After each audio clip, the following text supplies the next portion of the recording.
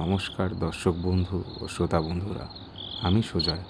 পর্ব 2 নিয়ে আজকে চলে এসেছি আমি আপনাদেরকে একটি রোমহর্ষক ভৌতিক ঘটনা শোনাতে, যেটি লেখা শ্রী দেবল দেব বর্মার। গল্পটির নাম হলো লাশঘর। তো আসুন শুরু করা যাক। গল্পের নাম লাশঘর। এই কাহিনী অন্তত 80-90 বছর আগের।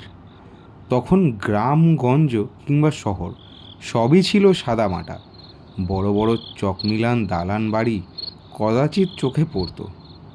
জেলা শহর বা ডিস্ট্রিক্ট টাউনেই একটা ডিগ্রি কলেজ থাকতো, যেখান থেকে আর্টস কিংবা সায়েন্সের ডিগ্রি নিয়ে ছেলেরা কলকাতায় এমএ অথবা এমএসসি ক্লাসে গিয়ে ভর্তি হতো।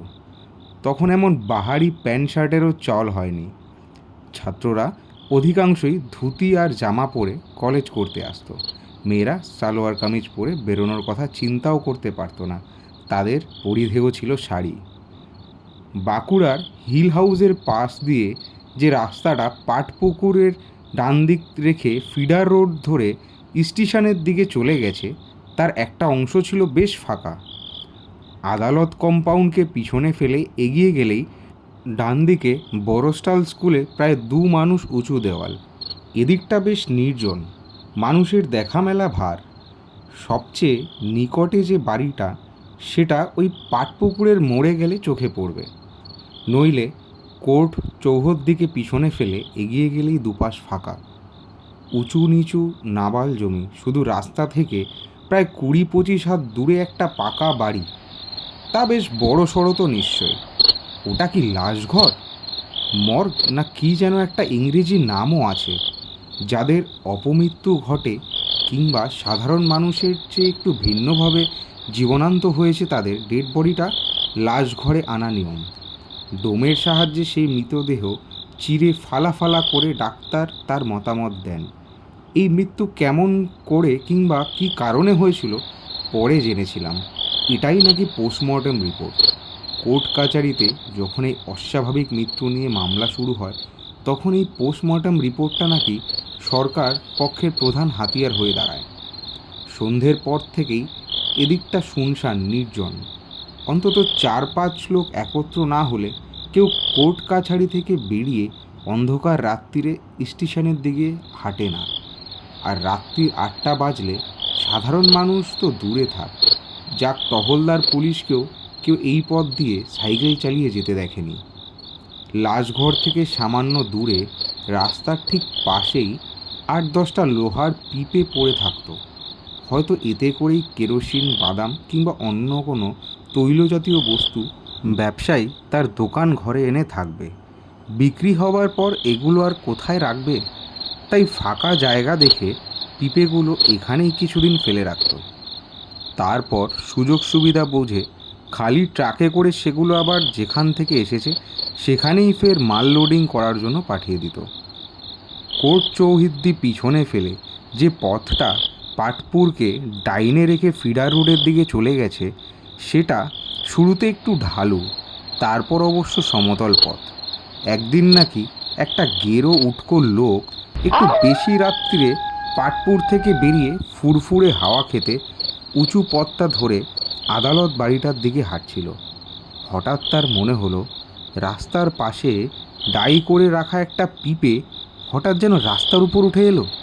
তার পিছনে আরও একটা। ওই একইভাবে এবার 2টো পিপে ঢালু পথ দিয়ে গড়াতে শুরু করলো। লোকটা পিপে দুটোকে ওইভাবে গড়িয়ে আসতে দেখে একবার ভাবলো একটু এগিয়ে গিয়ে ব্যাপারটা দেখবে নাকি। তখনই পিপে দুটো 180 ডিগ্রি ঘুরে আবার উল্টো দিকে চলতে শুরু করলো। কিন্তু উল্টো দিক তো ঢালু নয়, বরং বেশ উঁচু, অথচ পিপে দুটো 180 ডিগ্রি ঘুরে উপরে উঠছে। আশ্চর্য, এই যে কেউ পিপে দুটোকে পিছন থেকে ঠেলছে না, তবু সেই পিপে দুটো নিচ থেকে গড়াতে গড়াতে উপরে উঠছে। ব্যাপারটা কেমন অদ্ভুত আর অবিশ্বাস্য মনে হলো তার কাছে। এটা কেমন করে সম্ভব হলো দেখার জন্য লোকটা ধীর পায়ে পিপে দুটোর দিকে কয়েক পা এগিয়ে গেল। আর ঠিক তখনই সে দেখল কুচকুচে কালো রঙের 2টো বেটে লোক পিপে দুটোর সামনে দাঁড়িয়ে। লোক দুটোর খালি গা, পরনে ছিল কিনা কিছু বোঝা যায়নি, প্রায় ন্যাড়া মাথা, চুলের বালাই নেই, লোক দুটোর চোখ দুটো কেমন লাল হলুদে মেশানো। কাছাকাছি যেতেই সে অদ্ভুত দর্শন। দুটো লোক পাটপুরের দিকে দৌড় দিল। যেতে যেতে পিছন ফিরে শুধু একবার দেখতে পেল এই কিম্ভূত কিমাকার দুটো লোক লম্বা লম্বা পা ফেলে লাশঘরটার দিকে যাচ্ছে। রাত তখন বড় জোর 10টা। পাটপুরের লোকজন অনেকে জেগে। লোকটার ওই ভয়ার্ত আর্তনাদ শুনে প্রায় 5-6 জন ঘর থেকে বেরিয়ে এলো। এক ঢোক জল খেয়ে লোকটা সামান্য সুস্থ হলে তার মুখ থেকেই ঘটনাটা শুনল সবাই। একজন বলল, এটা তোমার চোখের ভুল। এই এক প্রহর রাত্রিরে তুমি দুটো কুচকুচে কালো ভূতকে খালি পিপে ঠেলাঠেলি করতে দেখলে। আর একজন বলল, না হে না, আজ অমাবস্যা, তাই শনিবার, তিনি নক্ষত্রের যোগে তেনারা দেখা দেন শুনেছি। তারপরে ওই মরাকাটা ঘরটায় কিছু বিদেহী আত্মা যে বন্দি হয়ে নেই, তাও কি তুমি জোর করে বলতে পারো? এরকম ঘটনা অবশ্য আগেও হয়েছে। এখানের যারা বাসিন্দা তারা প্রায় সকলেই রাতে ভিতে এই পথটা এড়িয়ে চলে। অন্তত মরাকাটা ঘরটার পাশ দিয়ে কেউ রাত্রিরে হাঁটতে যেত না। কিন্তু ব্যাপারটা একসময় চরমে উঠল। খ্রিশ্চান কলেজের এক ছাত্র মিচেল হোস্টেলে থাকতো। পুরুলিয়ায় বাড়ি। সেখান থেকে আদ্রায় এসে শাটেল ট্রেন ধরে বাঁকুড়া আসবে। স্টেশন থেকে কলেজ হোস্টেল প্রায় 25 মিনিট পথ। এইটুকু রাস্তার সঙ্গে লাগেজ না থাকলে কোনো ছাত্রই রিক্সা ভাড়া করে খামোকা অর্থ ব্যয় করে না। লম্বা লম্বা পা ফেলে হেঁটেই হোস্টেলে পৌঁছে যায়। কিন্তু যে কোনো কারণেই হোক শাটেল ট্রেনটা লেট করলো, প্রায় 3 ঘন্টা দেরি করলো ছাড়তে। গাড়ি এসে বাঁকুড়ায় পৌঁছলো প্রায় 11টা। ইচ্ছা করলে একটা রিক্সা ভাড়া করে ছেলেটি মিচেল হোস্টেলে যেতেই পারতো। রিক্সা পুলার হয়তো তাকে অন্য পথ দিয়ে হোস্টেলে পৌঁছেও দিত। কিন্তু ছাত্রটির বেমক্কা হোস্টেলে যাওয়ার জন্য বাড়তি টাকা ব্যয় করতে মন চায়নি। তাই সে ফিডার রোড ধরে হোস্টেল পৌঁছবার জন্য রওনা দিল। বাঁদিকে পাটপুরকে রেখে ছাত্রটি এবার হিল হাউসে যাওয়ার পথ ধরল। আর হিল হাউসের পিছনেই তো মিচেল হোস্টেল। মিনিট 10 হাঁটলেই সে হিল হাউসে পৌঁছে যাবে। তাহলে পরোয়া কিসের? বোরস্টাল স্কুলের দীর্ঘ প্রাচীরটা ডান দিকে রেখে খানিকটা যেতেই সে সামনে একটা কুচকুচে কালো মূর্তিকে লাশঘরের পেছন থেকে বেরিয়ে আসতে দেখল। সেই অদ্ভুত দর্শন মূর্তিটা তাকে দেখেই কেমন বিচিত্র ভঙ্গিতে লাফাতে লাফাতে তার দিকে এগিয়ে আসতে শুরু করলো। ছাত্রটি বেশ হকচকিয়ে গিয়েছিল। আসলে তার বাড়ি পুরুলিয়ায়, এখানকার হালচাল সে প্রায় কিছুই জানে না। ছাত্রটি প্রথমে ভেবেছিল লোকটা কোনো ভবঘুরে পাগল, তাকে দেখে 2-1 টাকা সাহায্যের জন্য এগিয়ে আসছে, যাতে ওই পয়সায় আজকে রাত্রির ক্ষুণ্ণিবৃত্তিটা সে সারতে পারে। কিন্তু সেই অদ্ভুত দর্শন লোকটা তার কাছে এসে দাঁত বার করে কেমন বিশ্রী ভঙ্গিতে হেসে উঠল। তারপর ওই 2 হাত বাড়িয়ে তাকে জাপটে ধরার চেষ্টা করতেই ছাত্রটি খুব ভয় পেয়ে ছুটে পালাবার চেষ্টা করছিল। সেই ভয়ঙ্কর জীবটিকে সে মাত্র কয়েক সেকেন্ড কাছ থেকে লক্ষ্য করে। তার গাত্রবর্ণ কুচকুচে কালো, খালি গা, পরনে কিছু ছিল বলে মনে হয়নি তার। মাথায় চুল নেই আর চোখ দুটো লাল হলুদ মিশে জলজল করছিল। দেহের সব শক্তিকে একত্র করে সে পালাবার চেষ্টা করলেও তা পারেনি।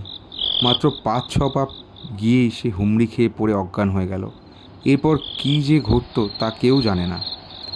কিন্তু ছাত্রটির কপাল ভালো, প্রায় তখনই 3 জন রাইফেলধারী কনস্টেবল সাইকেল করে ওই পথ ধরে তাদের ব্যারাকে ফিরছিল।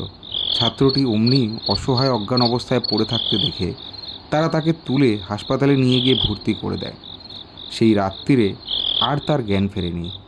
সে পুনরায় সম্বিত ফিরে পায় পরদিন সকালে। জ্ঞান ফেরার পর ছাত্রটি প্রথমেই চেঁচিয়ে উঠেছিল, ভূত!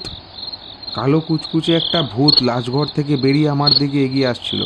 ভয় দেখিয়েই সে নিশ্চয়ই আমায় মেরে ফেলতো, কিন্তু আমি অজ্ঞান হয়ে রাস্তায় পড়ে গেলে ওই সিপাহীরা আমায় তুলে হাসপাতালে ভর্তি করে দেন, তাই প্রাণে বেঁচে গেছি।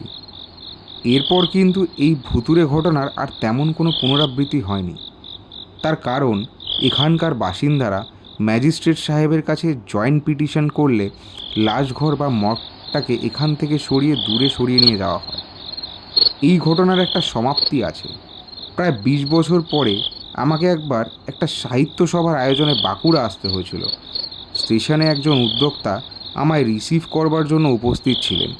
ড্রাইভার যথারীতি গাড়িটা স্টেশন রোড হয়ে মাচানতলার দিকে নিয়ে যাচ্ছিল। আমি নিষেধ করে বললাম গাড়িটা ফিডার রোড এবং পরে পাটপুরকে বাদিকে রেখে কোর্ট কম্পাউন্ডের দিকে যেতে। লাশঘরটা যেখানে ছিল সেখানে পৌঁছতেই আমি চালককে স্টার্ট বন্ধ করতে বললাম। গাড়ি থেকে নেমে আমি চতুর্দিকে তাকালাম, কোথায় সেই লাশঘর? এখন আশেপাশের আর রাস্তার দুধারে সব নতুন বাড়ি। আমি ইতস্তত খানিকটা হাঁটলাম। রাস্তা দিয়ে কিছু লোক আসছে যাচ্ছে। ঘড়ির কাঁটায় দেখলাম প্রায় 11টা বাজে। টিভিতে গানের সুর, নতুন সংবাদ, গৃহবাসীরা হাসি ঠাট্টা কলরল। হায় বেচারি লাশঘরের ভূত, তারা কবে এখান থেকে নির্বাসিত হয়েছে। এই বলে আমি এক মৃদু হাসি দিয়ে আবার আমি গাড়িতে উঠে গেলাম। ধন্যবাদ।